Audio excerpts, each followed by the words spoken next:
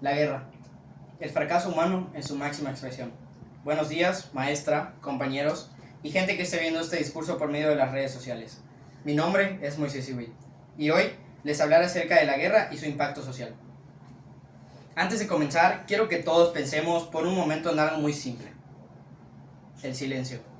Les pido que imaginen, aunque sea por unos segunditos, 3 segundos, un silencio total. Un silencio que no conocemos muy bien, porque siempre estamos rodeados de ruido, movimiento y rutinas. Ese silencio que a veces nos puede llegar a incomodar o nos hace sentir extraños, es precisamente lo que la guerra le arrebata a millones de personas. Les quita la tranquilidad de sus días, la estabilidad de sus hogares, la posibilidad de hacer planes e incluso en muchos casos, sus vidas. Todo eso, compañeros, puede desaparecer en un instante, sin previo aviso y sin tiempo para despedidas. Hoy quiero que reflexionemos juntos sobre ese instante, sobre lo frágiles que pueden llegar a ser nuestras realidades y sobre la importancia de valorar la paz, que a veces damos por sentada. Pero sobre todo, quiero que después de hoy todos sigamos siendo parte del cambio. La Real Academia Española, RAE, define la guerra de diferentes maneras. Una de ellas como desvanecencia y rompimiento de la paz entre dos o más potencias, u otra definición que nos regala es lucha armada entre dos o más naciones o entre bandos de una misma nación. Pero yo personalmente creo que tiene un significado más profundo.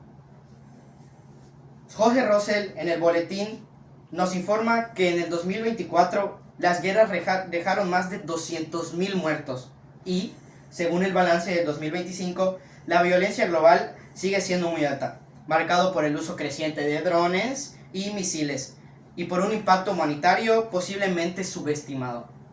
Ucrania fue el conflicto más letal del año, con 76.000 fallecidos. En Gaza, Israel, se superaron los 60.000 muertos hasta julio del 2025, con enormes daños civiles. Y en Sahel Central se registraron al menos 25.000 víctimas, reflejando una fuerte expansión de la violencia armada en la región. Los humanos llevamos miles de años en este planeta, y aún así, muchas personas utilizan la violencia como si fuera la única manera de resolver problemas. Incluso yo llegué a pensar que podía ser el último recurso, pero en tan poco tiempo me di cuenta de que no debería ni de ser considerado como uno. Las guerras pueden cambiar de lugar, de nombre y hasta de excusa o motivo, pero siempre dejan lo mismo: familias rotas, ciudades destrozadas y generaciones que quedan marcadas. La guerra no solo destruye edificios como este, también destruye algo muchísimo más difícil de reparar: la confianza, la tranquilidad y la forma en la que una sociedad vive su día a día. Y si hay un grupo que es importante mencionar, un grupo que realmente muestra lo terrible que es la guerra, son los niños. Según Save the Children, al menos un niño o niña palestino ha sido asesinado cada hora de media por las fuerzas israelíes en Gaza, durante casi 23 meses de guerra continuos, con un número total de muertes ya superando los 20.000. Y quizá esta cifra nos pueda parecer pequeñas, solo 20.000 muertos. Pues no, según la UNICEF, al día de hoy, más de 460 millones de niños viven en países afectados por conflictos violentos. Muchos son desplazados forzosamente, a veces quedan huérfanos o son niños no acompañados que simplemente están en busca de seguridad. Escuchar esto, al menos para mí, es demasiado desgarrador, ya que un niño no entiende de política, un niño no sabe lo que es el bando bueno o el malo, solo sabe que tenía una casa y ya no.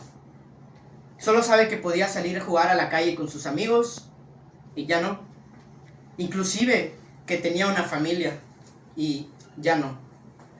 La guerra cambia su vida de un día para otro. Les roba la inocencia, les enseña a tener miedo antes de poder alcanzar sus metas. Y esas heridas no se curan rápido, o podrían jamás hacerlo. Cuando esos niños crecen, la sociedad entera carga con ese daño. Y ciertamente es considerablemente difícil progresar de esa manera. Y bueno, quizá algunos aquí piensan que la guerra solo pasa en otros países. La verdad es que México hoy en día también vive sus propias formas de violencia. No es una guerra formal, más bien yo la definiría como una guerra personal. Desafortunadamente, muchas personas han perdido familiares.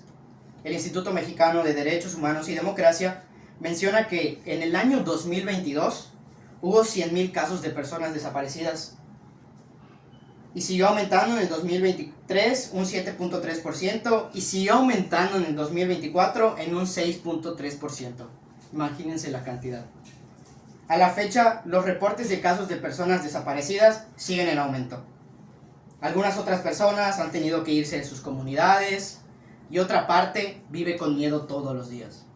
México es un país fuerte y lleno de esperanza, pero también uno donde a veces nos acostumbramos a escuchar malas noticias como si ya fuese algo normal, y eso también afecta a la sociedad poco a poco.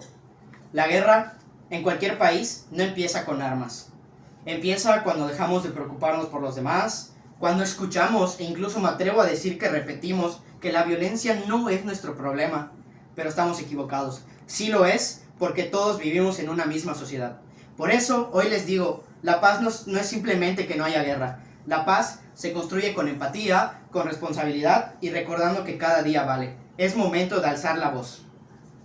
Ahora, antes de terminar, quiero que todos aquí recordemos algo simple pero profundamente importante. No debemos dejar que la indiferencia gane. Vivimos en un mundo donde es fácil mirar hacia otro lado o donde a veces creemos que nuestros actos no tienen peso, especialmente nosotros, los jóvenes. Pero créanme, sí lo tienen. Cada día, aunque no lo notemos, ya estamos generando cambios. Algunos podrán ser más visibles, otros más silenciosos, pero todos cuentan. Y es verdad, para algunos el camino puede parecer más difícil, más lento o más confuso. No importa, el cambio no empieza haciendo cosas extraordinarias, sino transformando lo cotidiano. Empieza en la forma en la que tratamos a los demás, en cómo hablamos, en cómo escuchamos, en cómo reaccionamos cuando somos testigos de una injusticia, aunque sea pequeña. Ser amable, no burlarse, evitar el odio, ofrecer ayuda, tener empatía, son acciones que a veces nos parecen mínimas, casi insignificantes, chiquititas, pero son justamente esas acciones las que evitan que una sociedad se rompa. Son como pequeños hilos invisibles que mantienen unida nuestra convivencia, nuestra comunidad, pero sobre todo nuestro futuro. Y con eso, compañeros, ya estamos siendo partes del cambio. No necesitamos esperar a ser grandes o ser una persona con poder para hacer algo. Ya tenemos el poder. Cada gesto, cada palabra, cada elección construye algo. Por eso les digo, no subestimemos lo que podemos hacer desde donde estamos. Porque la paz, esa palabra tan chiquitita de solamente 3 letras, que a veces suena enorme y lejana a nosotros, también se construye desde lo cotidiano, desde lo que hacemos hoy, aquí, entre nosotros, y ese es un poder que nadie nos puede quitar. Muchas gracias.